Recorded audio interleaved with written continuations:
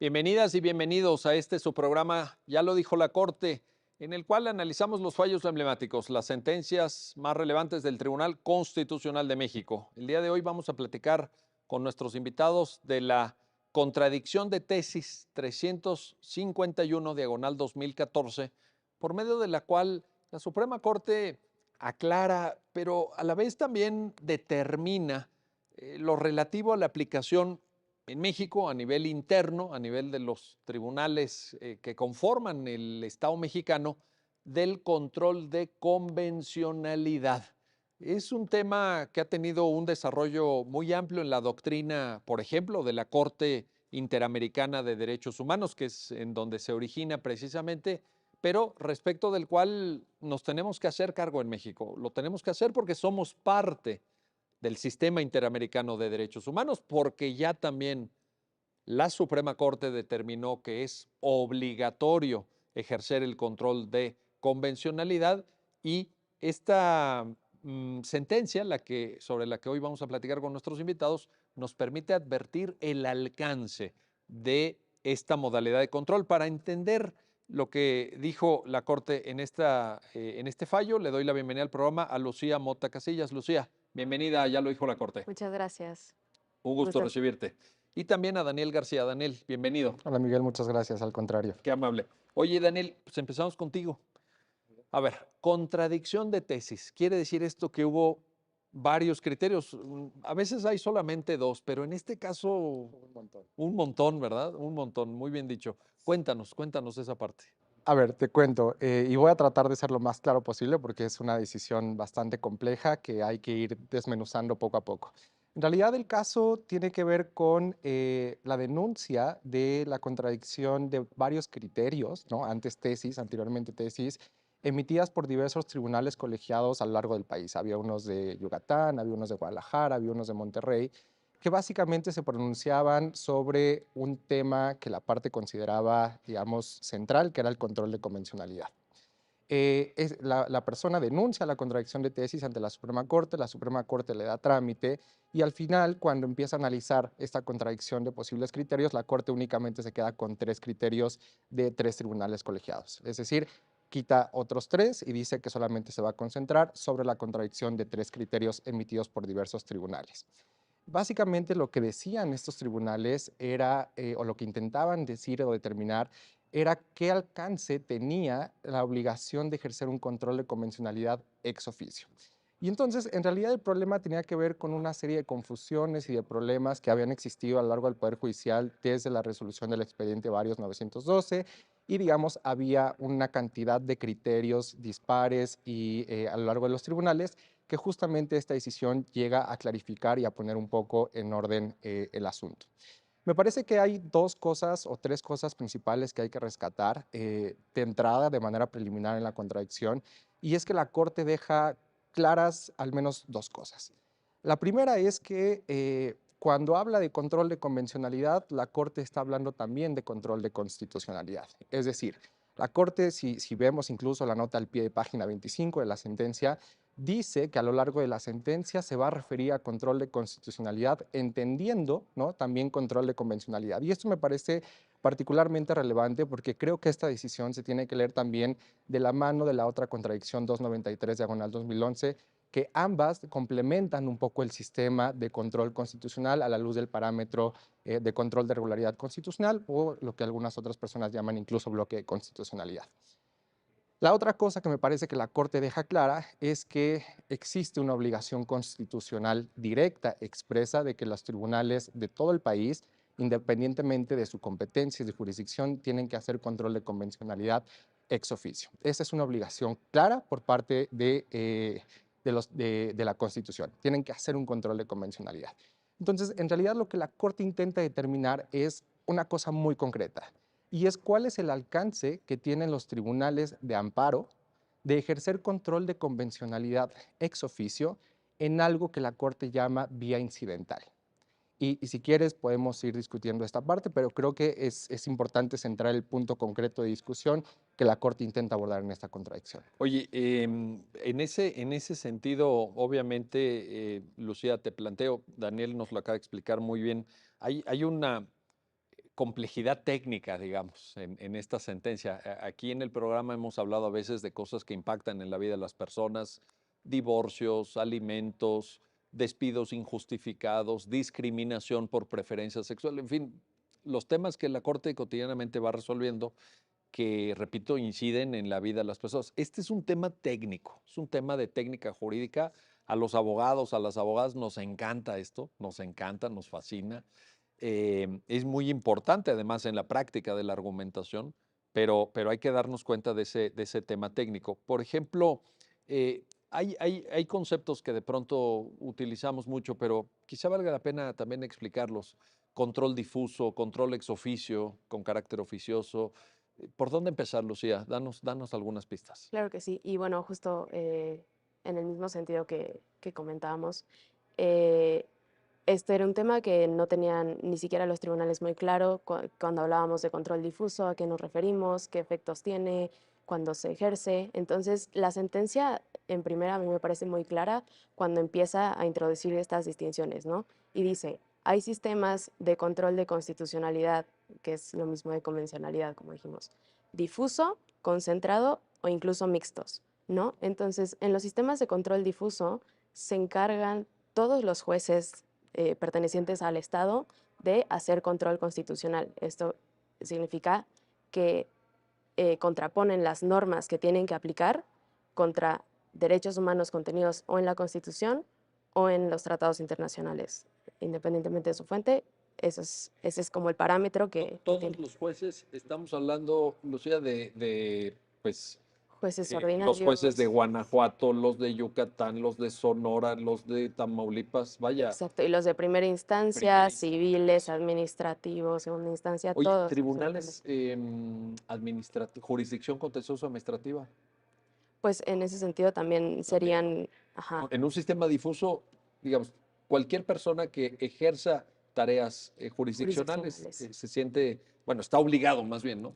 claro, Ok, y a cuestionar antes de aplicar la norma, ¿no? correcto.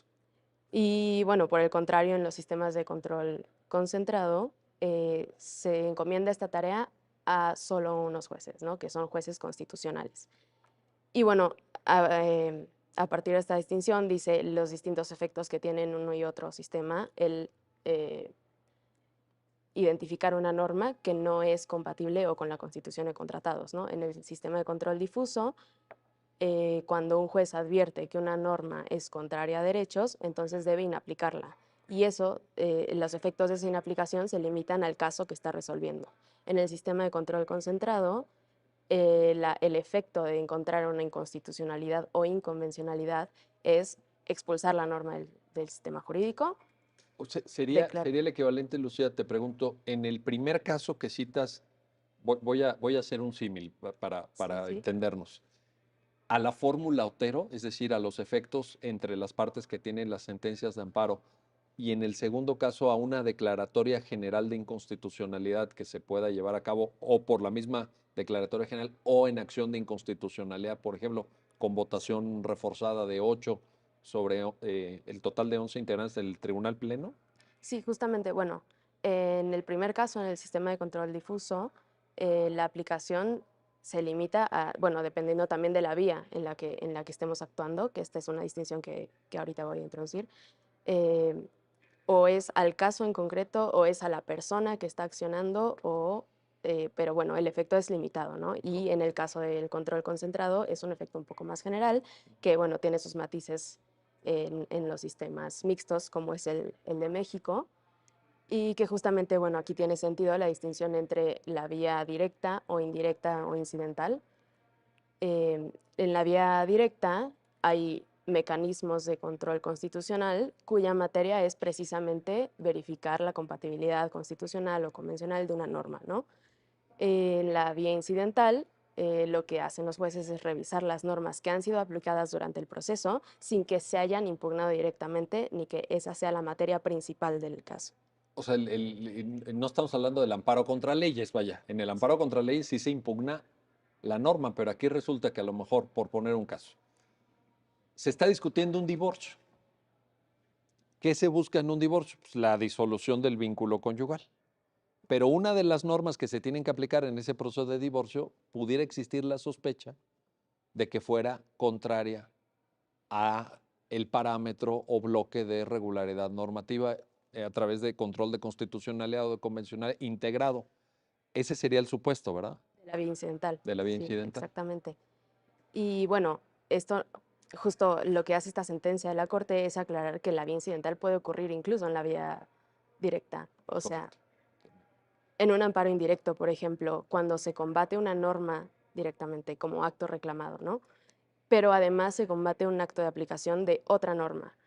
En ese caso, aclara la Corte, los jueces de constitucionalidad, los que ejercen en nuestro sistema jurídico el control concentrado, tienen facultad para revisar esa norma que es, digamos, accesoria al juicio de amparo para declarar su inaplicabilidad. Eh, ¿Y, y cómo funcionan los sistemas mixtos? Conjuntan, digo, lo acabas de ilustrar Sí, muy bien, pero nada más para precisarlo. pues justamente en los sistemas mixtos existen jueces cuya función exclusiva es estudiar la constitucionalidad o convencionalidad de las normas y jueces ordinarios que solo lo pueden hacer de manera difusa, ¿no? Con los efectos limitados que ya vimos. Em, Y sí, aparte de competencias en términos orgánicos, esto que acabas de enseñar, ¿puede haber competencias en función de la vía utilizada? Porque justamente lo que caracteriza a México es eso, ¿no? Si la vía es acción de inconstitucionalidad, controversia constitucional, claro, amparo contra leyes, esa es una. O si la vía llega, por ejemplo, en amparo directo, porque estás impugnando una resolución definitiva que tomó una sala del Tribunal Superior de Justicia de Aguascalientes, por ejemplo, pues es diferente, ¿no? O sea, claro. puedes en los sistemas mixtos conjuntar no solamente competencias orgánicas, sino vías a través de las cuales se llega.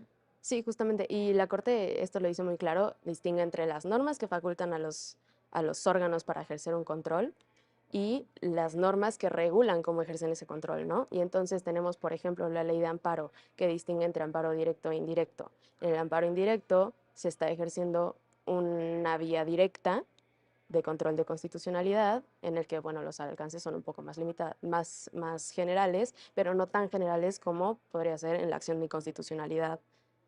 Em, y sí, justamente entonces los órganos pertenecientes al Poder Judicial de la Federación, que son quienes en principio ejercen un control concentrado, pueden emitir decisiones que se ajusten más como a uno u otro modelo. Oye, gracias, Lucía. Regreso contigo, Daniel. Todo este tema, hay una complejidad técnica, ya tú mismo nos lo explicabas, Lucía ahorita también acaba de abonar en la misma línea. ¿Dónde tiene su origen? ¿Cómo se origina? ¿Cómo surge esto? Porque uno pensaría, tal vez escuchándolos, ¿no? Dice, oye, pues el amparo directo, el amparo indirecto, la acción de inconstitucionalidad, pues a lo mejor alguien que esté viendo el programa ahorita dice, vamos, este es un tema de México, ¿no? De que cómo se organizan, quién hace esto, quién hace el otro, qué alcance tiene la tarea, pero, pero esto viene de otro origen, ¿no, Daniel? Cuéntanos. Sí, a ver, creo que es importante quizás centrarnos o ubicarnos un poco de manera un poco más gráfica en dónde estamos y sobre todo porque tiene que ver con el criterio que la Corte abandona. ¿Por qué la Corte se centra sobre todo en la vía incidental y no en la vía directa? ¿No? Porque quizás en la vía directa, es decir, amparo contra leyes, acción Ujú. de inconstitucionalidad y controversia, la obligación era mucho más clara porque hay un concepto de violación, ¿no? Hay una causa de pedir específica por parte de las partes o incluso hay una suplencia de la queja. Pero en vía indirecta, es decir, como decía Lucía, cuando no se ataca una norma de manera, digamos, directa, sino un acto de aplicación que de donde deriva ese acto, ¿no? Es ahí donde había dudas de cuál era el alcance. Y por eso la Corte se centra solamente en amparo directo y en amparo directo en revisión cuando se trata digamos, de un amparo contra actos, ¿no? Como se conoce el amparo contra actos. El problema viene, creo que, de dos grandes situaciones o de dos grandes momentos, y por eso creo que es importante leer esta sentencia en el marco de una línea jurisprudencial más amplia que la Corte había venido desarrollando desde, digamos, los primeros pronunciamientos sobre la reforma constitucional del 2011.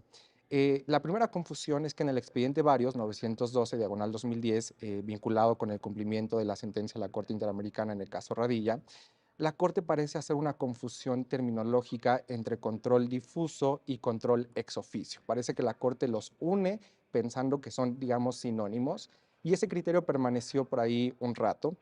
Eh, Hasta que por ahí del año 2015, la Corte, el Pleno, tuvo que resolver un amparo directo en revisión precisamente, que es el amparo directo en revisión 1046, me parece, diagonal 2012, en el que precisamente un tribunal colegiado, en amparo directo, había inaplicado una norma del Código Civil del Distrito Federal porque había considerado que era inconvencional, es decir, contraria a derechos humanos. Ese amparo llega a la Corte en vía de revisión en un recurso extraordinario y la Corte sienta un criterio ahí importante que es donde se traduce o donde empieza todo el problema. La pregunta que en ese momento la Corte resolvió en el amparo directo en revisión 1046 diagonal 2012 fue si los tribunales colegiados de circuito pueden hacer control ex oficio, es decir, recordemos que estemos en vía incidental, cuando no hay una petición directa de la parte quejosa ni una suplencia de la queja, si pueden hacer o no control de convencionalidad únicamente de las normas que rigen el procedimiento de amparo, es decir, de las normas que aplican ellos y ellas, en caso de las magistradas, cuando resuelven un amparo directo, o también de cualquier otra norma sustantiva o procesal vinculada con el acto de origen, es decir, con una sentencia o con un acto, digamos, de autoridad. En aquel momento, en el año 2015, el Pleno de la Corte dijo que solamente los tribunales colegiados podían hacer control ex oficio respecto de normas procesales de la ley de amparo. Y lo justificó a partir de 4 argumentos que si quieres en un momento posterior abordamos, que son, digamos, los que la Corte en este caso analiza de manera concreta para abandonar el criterio del asunto anterior. Entonces, el problema estaba precisamente en una confusión terminológica, por un lado, vinculada con el expediente varios, pero por otra también con un criterio del año 2015 por parte del Pleno de la Suprema Corte, en donde limitaba justamente el alcance del control ex oficio por parte de tribunales colegiados únicamente a legislación procesal en materia de amparo o Poder Judicial, la Ley Orgánica del Poder Judicial de la Federación, o en el caso de aplicación supletoria, el Código de Procedimientos Civiles. Lo cual parecía un poco, bueno, ahorita lo vamos a platicar, pero parecía un poco restrictivo también. Es decir, por eso es muy importante, Daniel, que refieras precisamente el origen de esto. Y tan es así, que luego da lugar a toda esta playa de un colegiado entendió una cosa, otro colegiado entendió otra cosa. Se buscó la forma en fin, darle un poco la vuelta a este criterio porque había la necesidad, vaya, se daban cuenta los magistrados, las magistradas de que de repente había asuntos donde claramente se estaba violando Sí. tratados internacionales o el parámetro, ¿no? Y se llega a esto, pero hay que tener claro el origen y efectivamente identificar cómo esto al final del día forma parte, lo veo como un eslabón, ¿no? Exactamente. Como una etapa de reflexión, de discusión en el seno de la Suprema Corte sobre qué hacemos con este tipo de temas, cuál es el papel que le toca jugar a cada órgano y sobre todo, ahorita lo vamos a platicar, con qué alcance. Vamos a hacer una pausa, no se vayan, regresamos enseguida para continuar en esta conversación sobre la contradicción de tesis 351-2014 y bueno, ya lo han escuchado, el alcance del control de convencionalidad realizado a nivel interno por los tribunales mexicanos. Regresamos enseguida. Ya estamos de vuelta, ya estamos de regreso en su programa, ya lo dijo la Corte, para seguir en esta conversación, en este análisis con nuestros invitados de la contradicción de tesis 351-2014. Y regreso contigo, Daniel García, porque nos estabas contando antes de ir al corte del origen de esta discusión. Es un amparo directo en revisión, es el 1046 diagonal 2012, en donde la Corte sostuvo, bueno, a ver, cuéntanoslo tú. Sí, bueno, un poco lo que yo te decía y lo que yo les decía es que en aquel momento un tribunal colegiado en amparo directo en revisión, al justamente revisar una sentencia de un juez ordinario, inaplica un artículo del Código Civil del Distrito Federal por considerar que es inconvencional. La autoridad demandada se inconforma, acude a la Corte y le pregunta a la Corte básicamente en aquel momento cuál era el alcance de ese control de convencionalidad que tenían que hacer los tribunales colegiados.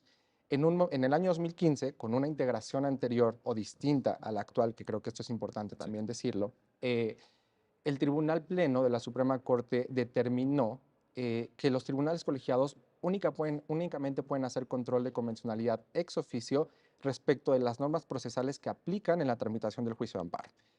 Ley de amparo, Ley Orgánica del Poder Judicial y Código de Procedimientos Civiles. Federal. Y lo hizo sobre la base de 4 argumentos que, si me permites, por manera metodológica, los voy a, digamos, bautizar de una determinada manera. Un primer argumento, que es un argumento de la incompetencia o de la no sustitución, ¿no?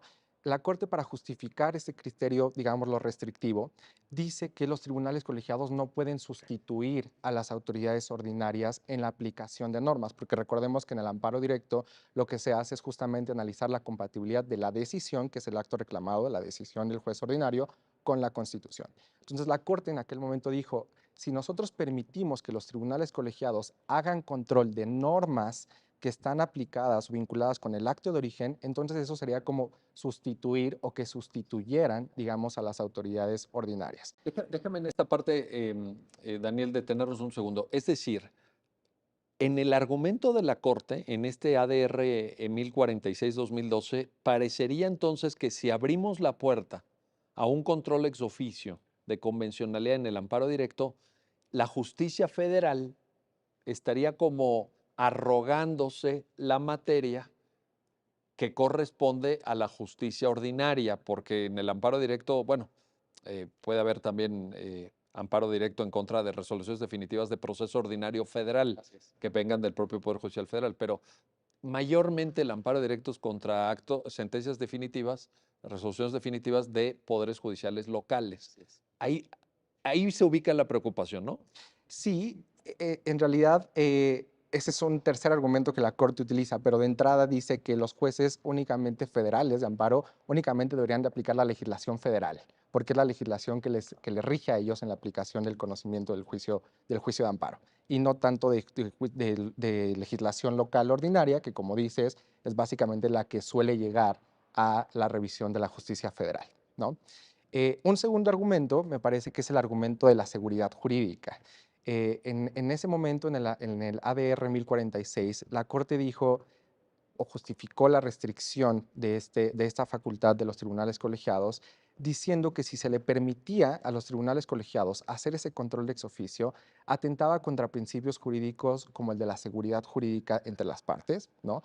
Porque eso sería casi como abrir una nueva instancia para litigar una cuestión que ya había sido decidida por un juez ordinario, pero que además también resultaba en contraposición con figuras procesales como los de la preclusión o de la cosa juzgada. Este argumento le lleva a la Corte en ese momento a un tercer argumento, que es el argumento de la preservación del sistema o del modelo de control, que es un poco lo que tú comentabas hace unos momentos, ¿no? Un poco lo que la Corte dice en aquel momento. Si nosotros cambiamos las piezas y la configuración del control ex oficio, vamos a hacer un caos y un desastre con el sistema de control constitucional, ¿no? Esto es debatible y creo que ahora lo podemos discutir con un poco más de detalle, porque la Corte da algunas frases muy concretas en este punto. Y un cuarto argumento que utiliza la Corte en ese amparo es el argumento de la no limitación al artículo primero constitucional. Es decir, justifica que esta restricción de ejercer el control ex oficio es compatible con el artículo primero constitucional y básicamente con el deber que tienen de realizar control de convencionalidad las autoridades judiciales. En la sentencia, en la de contradicción de tesis 351, la Corte argumenta punto por punto, ¿no? Da razones suficientes para abandonar ese criterio y adoptar el criterio que estamos discutiendo el día de hoy. A ver, partiendo, Lucía, te pregunto, de lo que Daniel acaba ahorita de exponer, en relación al criterio anterior del ADR 1046/2012, hay una parte técnica, ya lo dijimos, hay muchos tecnicismos, obviamente, que a los abogados nos encantan, nos fascinan, pero déjame planteártelo así, Lucía. En términos prácticos, ¿qué significaba el 1046? Porque parecería seguridad jurídica, la diferente materia de competencia federal o competencia local, la propia lógica del amparo directo. Sí, pero a la postre, si nos enfocamos a la sustancia, implicaría que un órgano del Estado mexicano podría dejar sobreviviendo normas que violaran compromisos internacionales asumidos por el propio Estado mexicano. Entonces, ahí yo veo un problema. ¿Tú observas un Pues problema sí, ahí o no, Lucía? Cuéntame. digámoslo como es, ¿no? O sea, con esa restricción, básicamente lo que decía la Corte era que los tribunales de amparo podían violar derechos humanos, Así tal cual. así tal cual. Oye, pero eso es muy, Pues claro. ¿cómo? Es grave eso, ¿no? ¿Eso es grave, Lucía? Pues por supuesto, y justo me parece que la contradicción ahora da argumentos como muy concretos que en realidad todos están encaminados como a la mayor protección de los derechos de las personas, al principio pro persona, una interpretación conforme, más favorable. Eh, Justamente a los 4 argumentos que dijo Daniel, la Corte responde, a ver, si nosotros permitimos que un tribunal colegiado, por ejemplo, en amparo directo, no evite, digamos, la aplicación de una ley que es claramente inconstitucional o inconvencional, estamos propiciando una violación, ¿no? Entonces, pues, ¿dónde queda el principio de pro persona que dice que hay que proteger pues también los deberes, ¿no? Generales y específicos del Estado mexicano, que pues de entrada son el respeto a los derechos humanos y justamente cada órgano en el ámbito de sus competencias, pues tiene que hacer lo correspondiente, ¿no? Para evitar esas violaciones y en todo caso repararlas, como sucede en el amparo. Em, y bueno, sí, lo que dice la Corte en esta contradicción es, entonces, de aceptar esos argumentos, estaríamos aceptando que hay incluso como una cuestión de jerarquía, ¿no? Que estamos sometiendo las interpretaciones de los órganos que se supone que son especializados en interpretación constitucional a la interpretación de un juzgado ordinario, digamos, que está haciendo una interpretación contraria, ¿no? Al parámetro de regularidad. Em, entonces, Perdón, una interpretación contraria, Lucía, pero también una omisión de interpretación. Porque ¿qué pasa si en el claro, proceso ordinario no se discute? claro, se aplica así, No, se críticamente. aplica la norma. Se aplica la norma en el divorcio, por ejemplo, lo que yo decía. Hay una. ¿Qué buscan las partes? No, bueno, pues la disolución del vínculo conyugal, y no sé qué. Pero en una de esas se aplica una norma que pudiera dar lugar a la violación de un compromiso internacional firmado, ratificado por el Estado mexicano. Se va a la primera instancia, nadie lo plantea. Llega un recurso contra la decisión de primera instancia por cualquier temita que haya habido ahí, pero no se plantea el tema del control de convencionalidad. Se promueve el amparo directo. Y entonces, a la luz del 1046, híjole, no, pues es que aquí no es. Sí, claro. Pues, Y justo la preocupación, a mi parecer, era un poco, eh, no sé cómo decirlo, pero digamos que la preocupación era que el amparo se volviera como un tribunal de tercera instancia, ¿no? ujú, Que, y bueno, por eso también el argumento de la seguridad jurídica, que entonces nunca claro, vamos a acabar los procesos y entonces siempre va a ser revisión sobre revisión. Y bueno, lo que dice la Corte en esta contradicción es que la seguridad jurídica no es un valor quizá tan como relevante que justifique claro, sin quitarle la importancia a la seguridad jurídica, que justifique una violación, ¿no? Digamos. Y en ese momento a mí me parece un poco que la contradicción se echa para atrás cuando dice que solo entonces cuando haya violaciones graves se puede hacer un control ex oficio, porque justo habla como de otras medidas que podrían llevar a asegurar esa seguridad jurídica que a la Corte anterior le preocupaba, ¿no? Entonces, eh, bueno, eso me parece que sí es un avance y sin hablar un poco de también los efectos que, digamos, por la naturaleza del sistema difuso, estos pronunciamientos podrían tener. claro.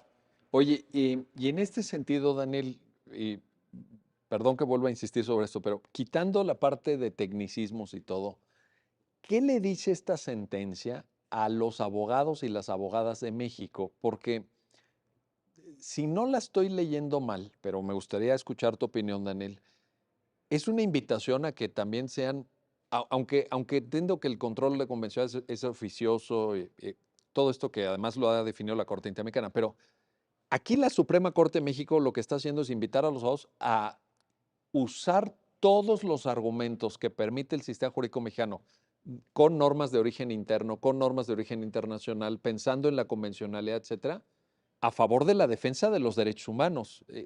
¿Compartes esta interpretación? Sí, yo creo que en realidad hay varios mensajes centrales que la Corte da, tanto a quienes nos dedicamos al derecho en general, ¿no? Pero también a los tribunales y jueces de amparo. Y creo que un poco retoma y refuerza la idea de la protección constitucional de los derechos, ¿no? ¿Y a qué voy con esto? Yo creo que una de las cuestiones centrales que la Corte hace, y por eso decía que creo que es importante leerlo a la luz de un esfuerzo institucional que la Corte ha venido haciendo por implementar la reforma y por dar un poco de vida a las disposiciones de la reforma, es Nos que referimos a la reforma de derechos constitucional humanos, del ¿no? 2011, exactamente, es que gran parte de la justificación de esta sentencia radica en la operación del artículo primero constitucional y de manera muy concreta en los deberes específicos que existen en ese artículo, ¿no? Por lo general, la Corte y en general el mundo jurídico habíamos discutido la jerarquía y habíamos discutido sobre obligaciones, pero quizás la parte del párrafo de deberes específicos concretos como que había quedado por ahí un poco relegada o rezagada. El párrafo tercero El del párrafo artículo tercero, primero, ¿no? exactamente. Y una de las cosas que me parece cruciales de esta decisión es que la Corte justifica o señala que el control ex oficio por parte de tribunales federales en amparo deviene de su deber de prevenir violaciones a derechos humanos. A mi juicio, esto cambia por completo un poco la lógica y la concepción tradicional que se tenía de especialmente de los tribunales colegiados y les dice a los tribunales que forman parte de una cadena de actos, digamos, por decirlo de alguna manera, justiciables, ¿no? Y les dice, en tanto que tú formas parte de esa cadena, tienes un deber muy concreto, que es el de evitar que se cometan violaciones a derechos humanos. Es decir, los tribunales colegiados no pueden convertirse en una clase de instancias que legitimen o convaliden violaciones a derechos humanos ocurridas en los procedimientos ordinarios de justicia local o de justicia federal en el caso de los procedimientos penales ordinarios, ¿no?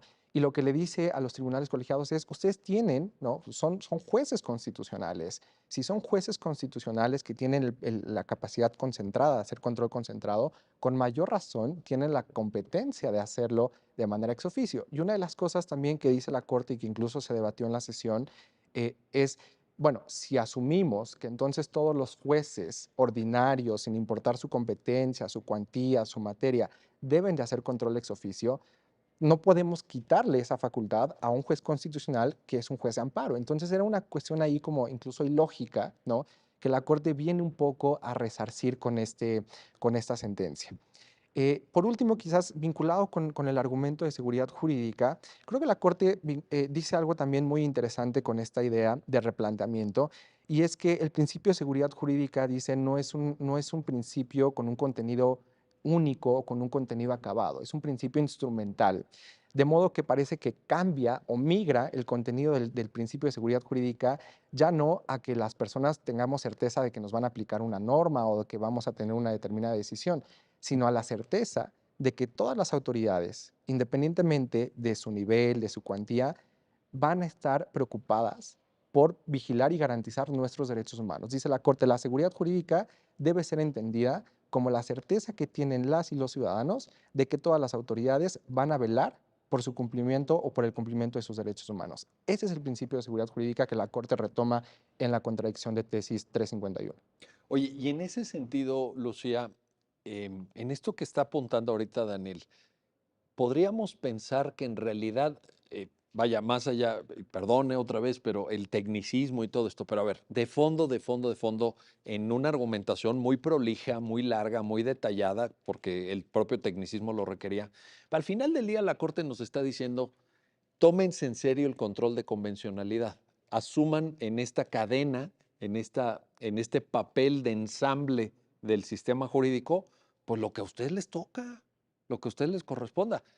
Y a mí me parece que en este sentido la Corte está haciendo un diálogo con mucha seriedad, con mucho rigor, con la Corte Interamericana de Derechos Humanos, porque yo entiendo que precisamente el control difuso y ex oficio que ordena Radilla, que ordena toda la prolija doctrina de la Corte Interamericana, pues va en ese sentido. ¿Qué opinas, Lucía? Sí, claro, y justamente pues toda esta interpretación es muy proteccionista, ¿no? Y justo, pues digamos, cumple la finalidad que buscó el constituyente al reformar la Constitución de 2011, ¿no? darle materialidad a estos derechos, como en un proceso judicial, en este caso, paso a paso se respetan. Y justamente porque pues, nuestro sistema está construido de forma que corrige errores, ¿no?, de la instancia anterior. Entonces, pues, cuando hay un error a corregir, hay que subsanarlo. Y no podemos entonces justificarnos como en cuestiones competenciales y cosas así, que al final, como dice Daniel, son instrumentos. Son las normas que nos permiten esa protección sustantiva, digamos, de derechos. Ahora, específicamente en este sentido que tú apuntas, Lucía, a mí me parece que si hay un órgano especialmente capacitado en el sistema jurídico mexicano para llevar a cabo esa tarea de protección, de tutela, de corrección de errores, decías, Mm, son los tribunales colegiados de circuito. O sea, exactamente. a mí me parece que magistradas, magistrados federales tienen la preparación, tienen la capacidad, eh, el compromiso, bueno, ni lo Sí. digamos, ¿verdad? Para llevar a cabo eso, ¿no? Pues claro, sí, se supone que es el órgano especializado para interpretar pues la Constitución y convenciones, digamos. Pues sí, no habría de otra. Como dijo Daniel, si los jueces de primeras instancias y segunda instancia y ordinarios les estamos dando la facultad de inaplicar normas, pues que no se las demos también a los que pueden incluso invalidarlas, pues Y que son, por cierto, juzgadores de amparo. además. También esa es otra, ¿no? Que la lógica del amparo es esa. A lo mejor decíamos, en la lógica del control difuso, juzgados de primera instancia, pero ahí sabemos que son especializados por razón de materia. Habrá unos en Claro, materia familiar, otros en materia civil, otros en materia penal. Pues sí, pero ahí está. Cuando hablamos de tribunales colegiados de circuito, pues hablamos de tribunales de amparo. claro. El amparo tiene una lógica que es la tutela, la defensa, la garantía de los derechos humanos. Históricamente ese es el papel del amparo. Sí, claro. Aunque en el amparo directo obviamente hay matices y hay, en fin, tecnicismos también. Pero no podemos pensar que un tribunal de amparo se desentienda del control de convencionalidad en un sentido sustantivo. Claro, porque de entrada, ¿cómo está haciendo una revisión integral de ese acto que se supone que está violando derechos, ¿no? Que pues necesariamente implica el estudio de todas las normas que han sido aplicadas a lo largo del proceso. Y si no, no sería integral. Exactamente. Ahí está el problema. Bueno, vamos a una pausa, regresamos enseguida, no se vayan. Todavía tenemos mucho por comentar, por analizar de esta trascendental sentencia de la Suprema Corte, la que resuelve la contradicción de tesis 351-2014. Regresamos enseguida. Ya estamos de vuelta, ya estamos de regreso para continuar en este análisis, en esta conversación con nuestros invitados sobre la contradicción de tesis 351 diagonal 2014. Regreso contigo, Daniel García, para plantearte esto. En el tema de los alcances del control difuso, la sentencia dice, a ver, de lo que no cabe duda es que todo órgano jurisdiccional tiene que llevar a cabo este control.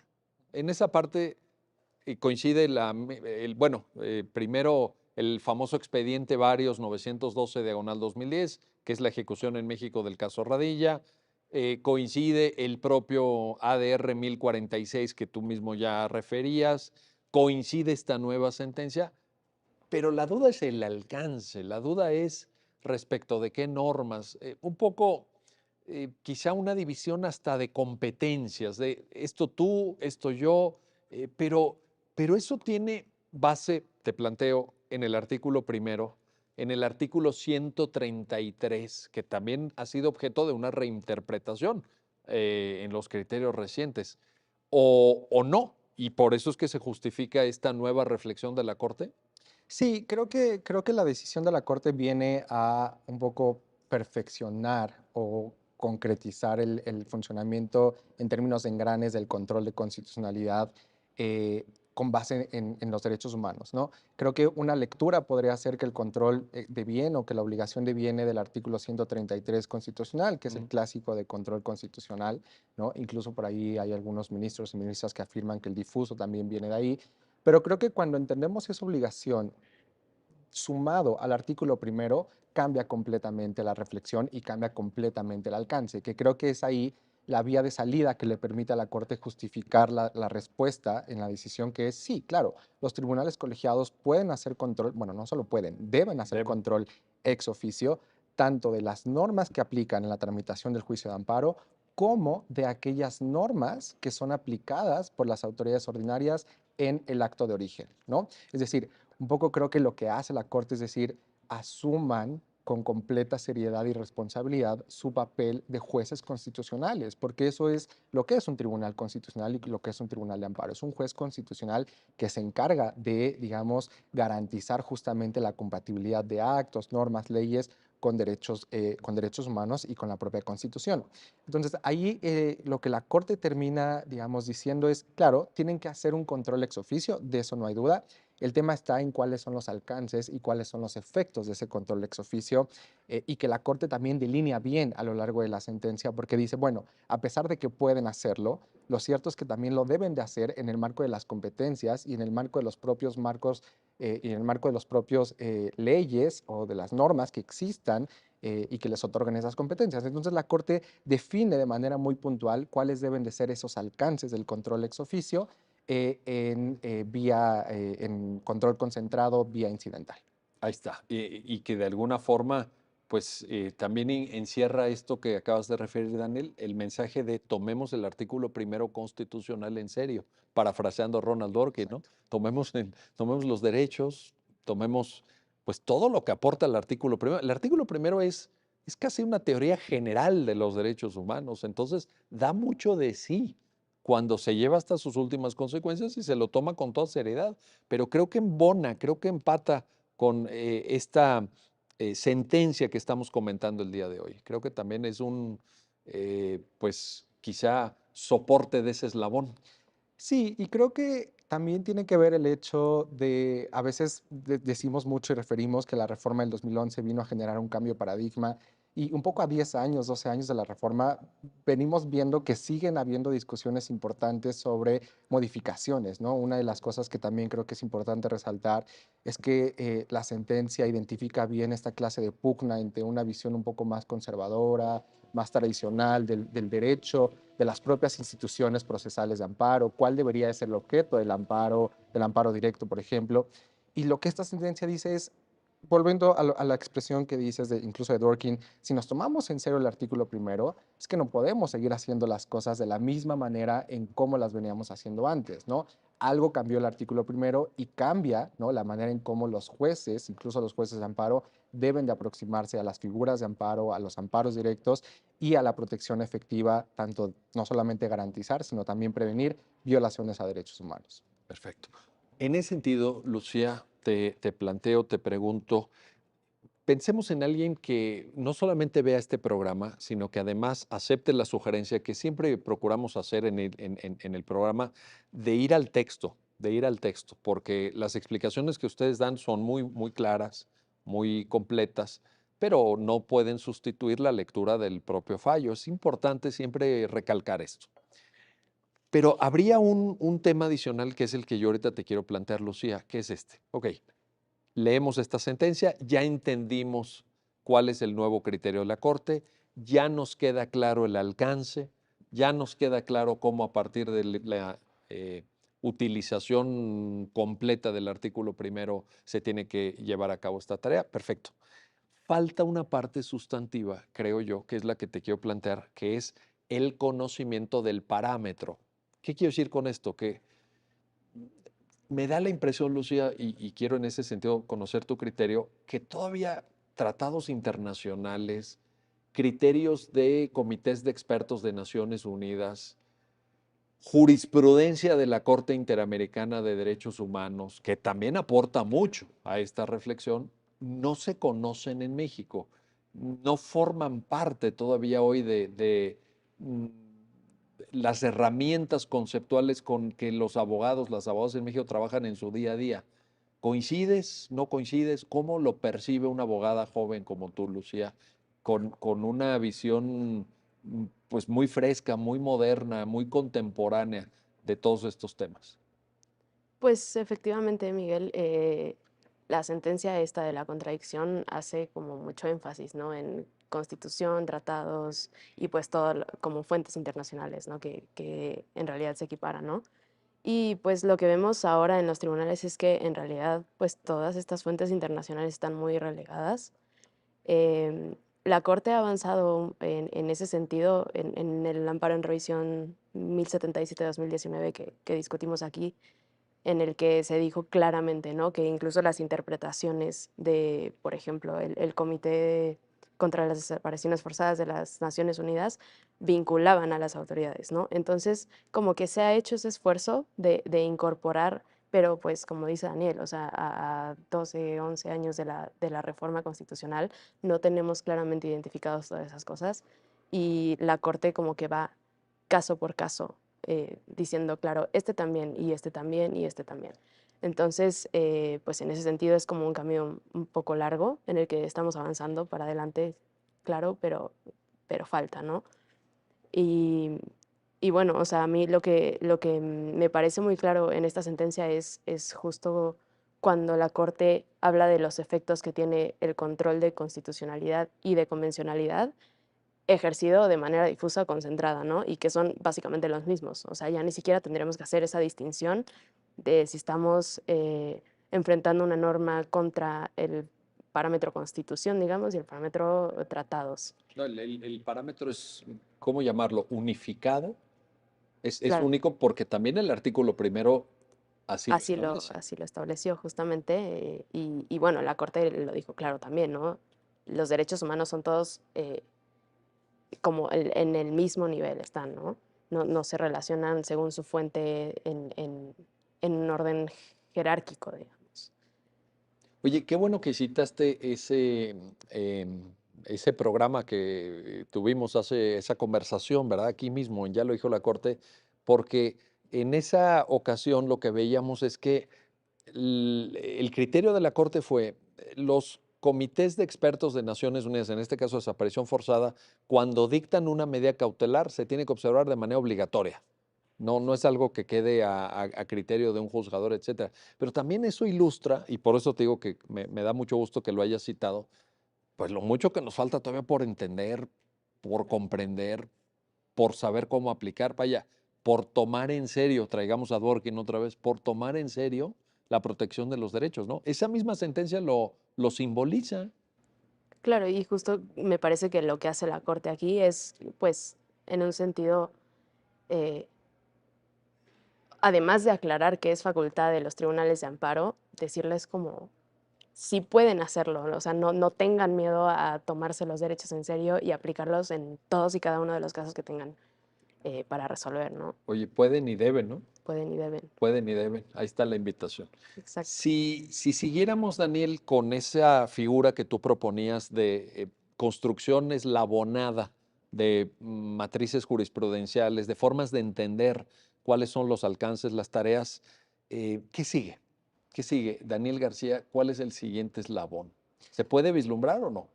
Bueno, de entrada, yo creo que lo primero que hay que ver es cómo opera, ¿no? Este criterio ya en la práctica, ¿no? Creo que va a ser muy interesante empezar a ver cómo los tribunales colegiados realizan este control ex oficio y que seguramente vamos a tener que seguir discutiendo porque seguramente la Corte va a volver a discutir un asunto relacionado con esto, ¿no? Porque una cosa es lo que diga el criterio y otra cosa es cómo opera el criterio, digamos, en la vida real, en la vida práctica, ¿no?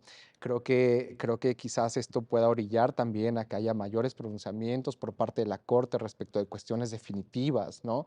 Creo que también puede ser una herramienta bien importante, sobre todo a la luz de la reforma judicial, ¿no? De la lógica de precedentes, que ayuden un poco a estabilizar y a homogeneizar criterios que a veces suelen ser muy dispares en tribunales colegiados, en regiones y demás.